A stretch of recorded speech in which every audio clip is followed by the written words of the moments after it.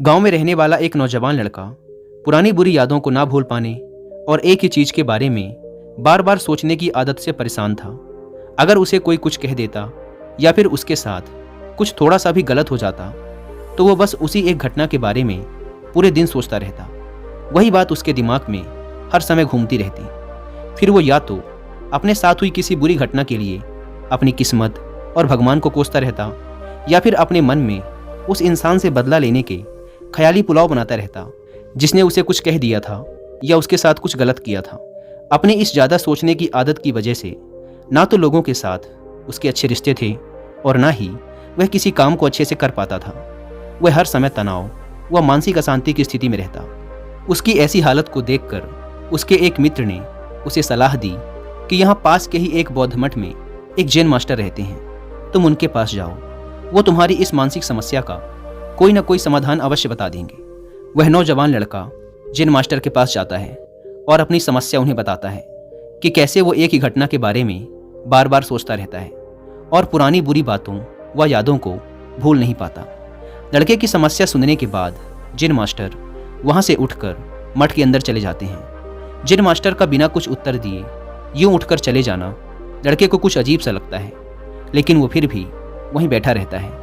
थोड़ी देर बाद वह देखता है कि जैन मास्टर मिट्टी की गिलास में पानी भरकर उसकी तरफ चले आ रहे हैं। जैन मास्टर लड़के के पास आकर खड़े हो जाते हैं तो लड़का भी उनके सामने खड़ा हो जाता है।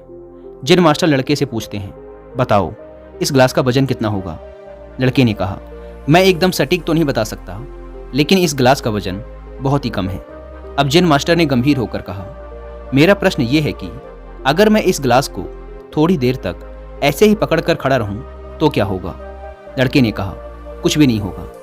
जैन मास्टर ने फिर पूछा, अगर मैं इस गिलास को इसी तरह 1 घंटे तक पकड़ कर रखूं तो क्या होगा? आपके हाथ में दर्द होना शुरू हो जाएगा। लड़के ने कहा।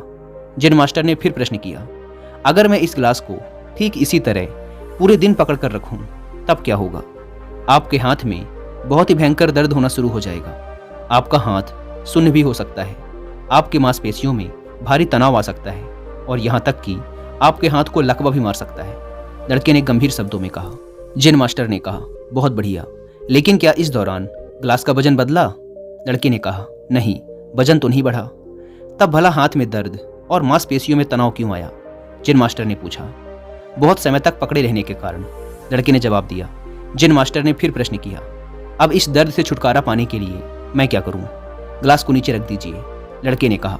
जैन मास्टर ने कहा, बिल्कुल सही, और जीवन की परेशानियां भी कुछ इसी तरह होती हैं। इन्हें कुछ देर तक अपने दिमाग में रखिए और लगेगा कि सब कुछ ठीक है।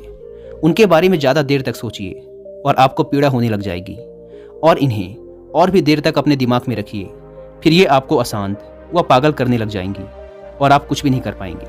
जैन मास्टर ने लड़के की तरफ इशारा करते हुए कहा, अपने जीवन की पिछली गलतियों और घटनाओं के बारे में सोचना जरूरी है, लेकिन उससे भी ज़्यादा जरूरी है उनसे सीखकर आगे बढ़ना। अगर तुम एक ही बात को पकड़कर बैठे रहते हो तो ठीक उस ग्लास की तरह यह भी तुम्हारे जीवन में दर्द पैदा कर देगा।